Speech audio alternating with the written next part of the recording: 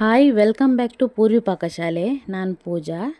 ಇವತ್ತು ಘಮ ಘಮ ರಸಮ್ ಹೇಗೆ ಮಾಡೋದಂತ ನೋಡ್ಕೊಂಡು ಬರೋಣ ಬನ್ನಿ.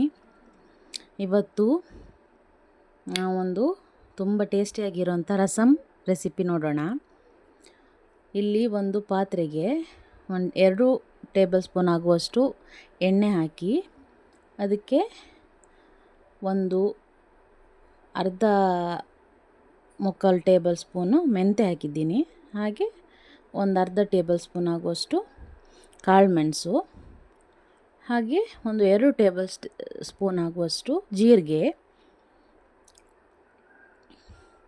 ಹಾಗೆ ಒಂದು 4 ಸ್ಪೂನ್ ಆಗುವಷ್ಟು ಧನಿಯಾ ಬೀಜ ಆ್ಯಡ್ ಮಾಡ್ಕೊಳ್ತಾ ಇದ್ದೀನಿ. ಚೆನ್ನಾಗಿ ಫ್ರೈ ಮಾಡ್ಕೊಳ್ಳಿ. ಲೋ ಫ್ಲೇಮಲ್ಲಿ ಇಟ್ಕೊಂಡು ಇವಾಗ ಒಂದು ಪೀಸು ಹಿಂಗೆ ಹಾಕ್ತಾಯಿದ್ದೀನಿ. ಗಟ್ಟಿ ಹಿಂಗೆ ಹಾಕ್ಕೊಳ್ತಾ ಇದ್ದೀನಿ ನಾನಿಲ್ಲಿ. ನೀವು ಅದನ್ನೇ ಯೂಸ್ ಮಾಡಿ, ಯಾಕಂದರೆ ಅದು ಚೆನ್ನಾಗಿರುತ್ತೆ ಸ್ಮೆಲ್ಲು. ಸೊ ಇವಾಗ ಒಂದು 10 ರಿಂದ 12 ಬ್ಯಾಡಗಿ ಮೆಣಸಿನ್ಕಾಯಿ ಯೂಸ್ ಮಾಡ್ಕೊಳ್ತಾ ಇದ್ದೀನಿ.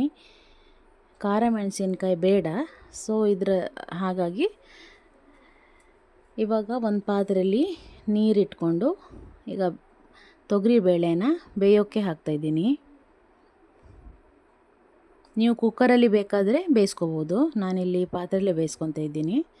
ಇವಾಗ ನಾವು ಫ್ರೈ ಮಾಡಿ ಇಟ್ಕೊಂಡಿರೋ ಇದೆಲ್ಲ ಐಟಮ್ಸನ್ನು ಮಿಕ್ಸಿ ಮಾಡ್ಕೊಳ್ಳೋಣ. ಸ್ಮೂತಾಗಿ ಏನು ಪೇಸ್ಟ್ ಮಾಡ್ಕೊಳ್ಳೋದು ಬೇಡ, ಮೀಡಿಯಮಾಗಿ ಪೇಸ್ಟ್ ಮಾಡಿಕೊಂಡ್ರೆ ಸಾಕು, ತರಿಯಾಗಿ ಚೆನ್ನಾಗಿರುತ್ತೆ. ಇವಾಗ ಇಲ್ಲಿ ನಮ್ಮದು ಬೇಳೆ ಬೆಂದಿದೆ. ಇದಕ್ಕೆ ಇವಾಗ ನಾವು ಒಂದು 4 ಟೊಮೆಟೊ ಆ್ಯಡ್ ಮಾಡ್ತಾಯಿದ್ದೀನಿ. 4 ಅಥವಾ 5 ಟೊಮೆಟೊ ಆ್ಯಡ್ ಮಾಡ್ಕೊಳ್ಳಿ. ಹಾಗೆ ಅದಕ್ಕೆ ಒಂದು ಸ್ವಲ್ಪ ಟೊಮೆಟೊನ ಬೇಯೋಕ್ಕೆ ಹಾಕುವಾಗಲೇ ಸ್ವಲ್ಪ ಕೊತ್ತಂಬರಿ ಸೊಪ್ಪು, ಹಾಗೆ ಒಂದು 4 ಜಜ್ಜಿರೋ ಬೆಳ್ಳುಳ್ಳಿನ ಅದ್ರ ಜೊತೆನೇ ಆ್ಯಡ್ ಮಾಡ್ಕೊಳ್ಳಿ. ಹಾಗೆ ಒಂದು ಕರಿಬೇವು ಎಲೆನ ಅದಕ್ಕೆ ಹಾಕ್ಕೊಳ್ಳಿ. ಸ್ಮೆಲ್ ತುಂಬ ಚೆನ್ನಾಗಿ ಬರುತ್ತೆ ಅದನ್ನ ಬೇಯುವಾಗ ಹಾಕಿದರೆ. ಇವಾಗ ನಾವು ಪೌಡರ್ ಮಾಡಿ ಇಟ್ಕೊಂಡಿದ್ವಲ್ಲ ಅದನ್ನ ಸೇರಿಸ್ಕೊಳ್ಳೋಣ.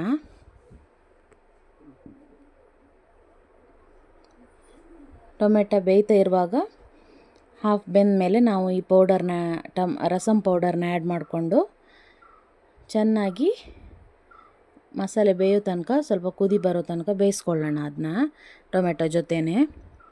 ಆಮೇಲೆ ಅದಕ್ಕೆ ಒಂದು ಚಿಕ್ಕ ಗಾತ್ರದಷ್ಟು ಹುಣಸೆಹಣ್ಣು ಮತ್ತು ಒಂದು ಚಿಕ್ಕ ಪೀಸ್ ಬೆಲ್ಲ ಹಾಕಿ ನಾನಿಲ್ಲಿ ನೀರು ಮಾಡಿ ಇಟ್ಕೊಂಡಿದ್ದೆ. ಅದನ್ನ ಇವಾಗ ಆ್ಯಡ್ ಮಾಡಿ ಅದೇ ಮಸಾಲ ಜೊತೆಗೆ ಚೆನ್ನಾಗಿ ಕುದಿಸೋಣ.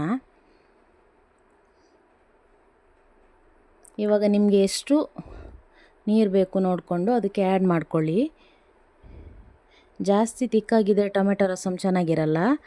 ಸೊ ನಾವು ಒಂದು ಮೀಡಿಯಮ್ ಹದದಲ್ಲಿ ಅದನ್ನು ರೆಡಿ ಮಾಡ್ಕೊಳ್ಳೋಣ. ನಾನಿವಾಗ ಇಷ್ಟು ನೀರು ಆ್ಯಡ್ ಮಾಡ್ಕೊಂಡಿದ್ದೀನಿ. ನಾನು ತಗೊಂಡಿರೋ ಬೇಳೆ ಪ್ರಮಾಣಕ್ಕೆ ನಾನು ಇಷ್ಟು ನೀರನ್ನು ಆ್ಯಡ್ ಮಾಡ್ಕೊಂಡಿದ್ದೀನಿ.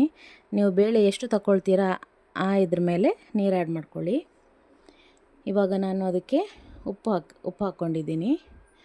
ಈಗ ಚೆನ್ನಾಗಿ ಕುದಿ ಬರೋ ತನಕ ಮುಚ್ಚಿಟ್ಟು ಕುದಿಸ್ಕೊಳ್ಳಿ. ನೋಡಿ, ಕುದಿ ಎಲ್ಲ ಬರ್ತಾಯಿದೆ. ಸುತ್ತ ಇರೋ ನೊರೆ ಎಲ್ಲ ಹೋದ್ಮೇಲೆ ಚೆನ್ನಾಗಿ ಕುದ್ದಿದೆ ಅಂತ ಅರ್ಥ. ಆವಾಗ ಕುದ್ದ ನಂತರ ಇವಾಗ ನೋಡಿ ಚೆನ್ನಾಗಿ ಕುದ್ದಿದೆ. ಇವಾಗ ರಸಮ್ ರೆಡಿಯಾಗಿದೆ. ನಾವು ಅದಕ್ಕೆ ಒಂದು ಒಗ್ಗರಣೆ ಮಾಡ್ಕೊಳ್ಳೋಣ. ಇವಾಗ ರೆಸಿಪಿ ತುಂಬ ಚೆನ್ನಾಗಿ ಬರುತ್ತೆ ಇದು. ನೀವು ಮಾಡಿಕೊಂಡು ಹೇಗಿದೆ ಅಂತ ಕಮೆಂಟ್ ಮೂಲಕ ನನಗೆ ತಿಳಿಸಿ, ಹೇಗೆ ಬಂದಿತ್ತು ರಸಮ್ ಅಂತ. ಇವಾಗ 1 ಟೇಬಲ್ ಸ್ಪೂನು ಸಾಸಿವೆ, ಹಾಗೆ ಜಜ್ಜಿರೋ ಬೆಳ್ಳುಳ್ಳಿ, ಚಿಟಪಟ ಅಂದಮೇಲೆ ಬೇವಿನೆಲೆ ಸೇರಿಸ್ಕೊತಾ ಇದ್ದೀನಿ.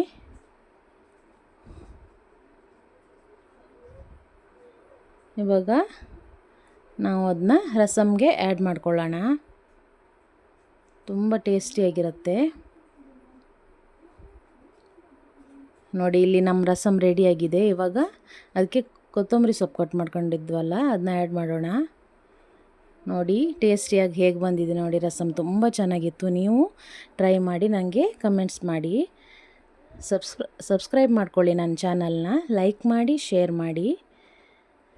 Thank you for watching.